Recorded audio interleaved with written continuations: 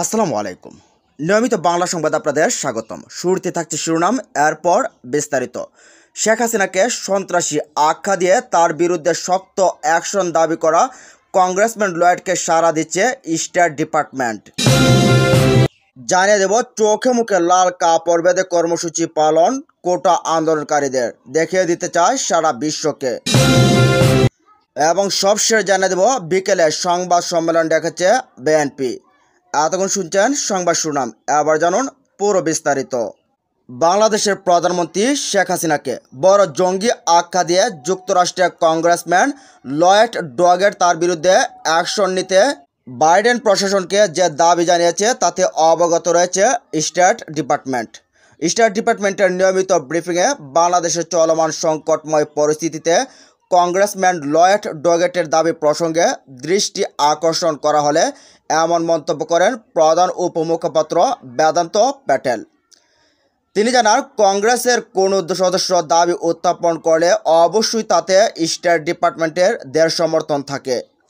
ব্রিফিংয়ে অংশ নিয়ে স্টেট ডিপার্টমেন্টের করেসপন্ডেন্ট মুশফিকুল ফজল আনসারি জানতে চান, বাংলাদেশে আন্দোলনকারী শিক্ষার্থীদের সঙ্গে একাত্মতা পোষণ করেছেন যুক্তরাষ্ট্র, কংগ্রেস এবং সিনেটের অনেক সদস্য। কংগ্রেসম্যান লয়েড ডগেট বলছেন, বাংলাদেশে আন্দোলনকারী শিক্ষার্থীদের জঙ্গি আখ্যা দিয়ে তাদের সহিংসভাবে দমন করা উচিত বলে মন্তব্য করেছেন প্রধানমন্ত্রী হাসিনা। হাসিনাই হচ্ছে বড় জঙ্গি। তার নির্দেশেই জাতিসংঘের লোগো সম্বলিত গাড়ি ব্যবহার করে সাধারণ শিক্ষার্থীদের উপর হামলা হয়েছে এবং খুন করা হয়েছে। তিনি আইনশৃঙ্খলা বাহিনীর সদস্যদের দেখামাত্র গুলির নির্দেশ দিয়েছেন। এই নির্যাতনের বিরুদ্ধে বাইডেন প্রশাসনের উচিত জবাবে প্যাটেল বলেন, যারা শান্তিপূর্ণ বিক্ষোভ করতে চায় তাদের সব ধরনের সহযোগিতার বিষয়ে আমাদের অবশ্যই সমর্থন রয়েছে। আপনার প্রশ্নটি যেহেতু কংগ্রেসের সঙ্গে সম্পৃক্ত সেহেতু সুনির্দিষ্টভাবে তুলনা করে এটার জবাব দিচ্ছি না।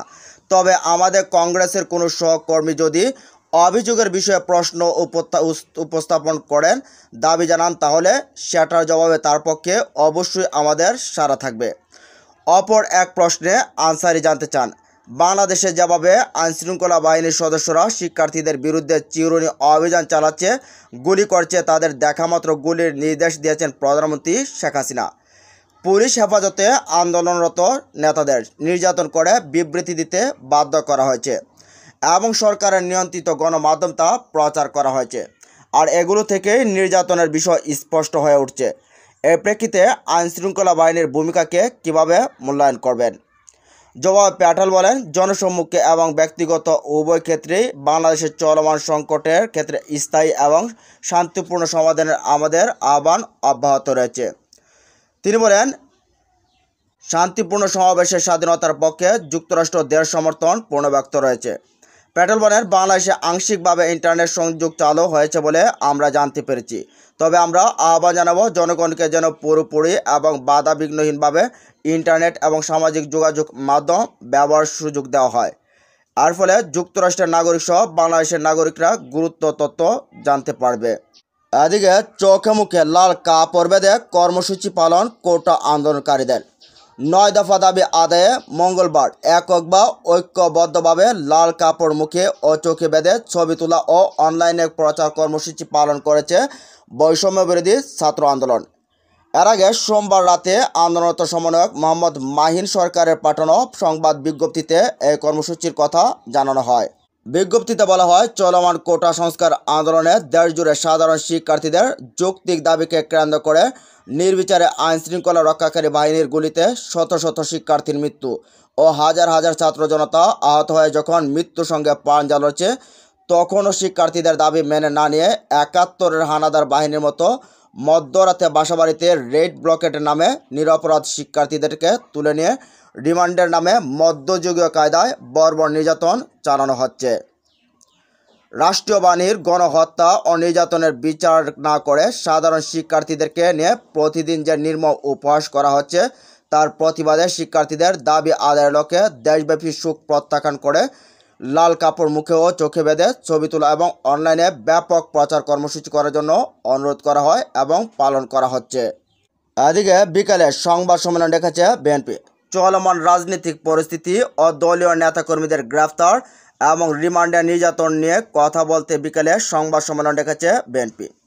মঙ্গলবার বিকাল 3টায় গুলশানে বিএনপির চেয়ারপারসনের রাজনৈতিক কার্যালয়ে এই সংবাদ সম্মেলনে বক্তব্য রাখবেন দলের মহাসচিব মির্জা ফখরুল ইসলাম আলমগীর। বিএনপির মিডিয়া সেলের সদস্য সমসাময়িক বিষয়ক রাজনীতি নিয়ে কথা বলবেন সংবাদ সম্মেলন ডেকেছেন দলের মহাসচিব ফখরুল। সংবাদ সম্মেলনে বিএনপির পক্ষ থেকে ডাকা জাতীয় ঐক্য নিয়ে বক্তব্য দেওয়া হতে পারেও একটি সূত্র জানিয়েছে। এদিকে দেশের ক্রান্তি লগ্নে ভেদাভেদ বলে সবাইকে ঝাঁপিয়ে পড়ার আহ্বান যুবদলের। দেশের স্বাধীনতা সার্বভৌমত্ব রক্ষার চলমান লড়াইয়ে দল, মত, ধর্ম, বর্ণ সবাই সর্বশেষ নির্বিশেষে সব মতামত বলে দেশের এই ক্রান্তি লগ্নে সবাইকে ঝাঁপিয়ে পড়ার আহ্বান জানিয়েছে জাতীয়তাবাদী যুবদল।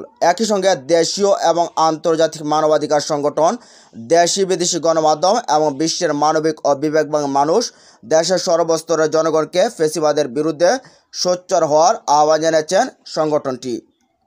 মঙ্গলবার দুপুরে গণমাধ্যমে পাঠানো এক বিবৃতিতে এই আহ্বান জানান যুবদলের কেন্দ্রীয় সভাপতি আব্দুল মুনায়েম মুন্না ও সাধারণ সম্পাদক মোহাম্মদ নুরুল ইসলাম নয়ন।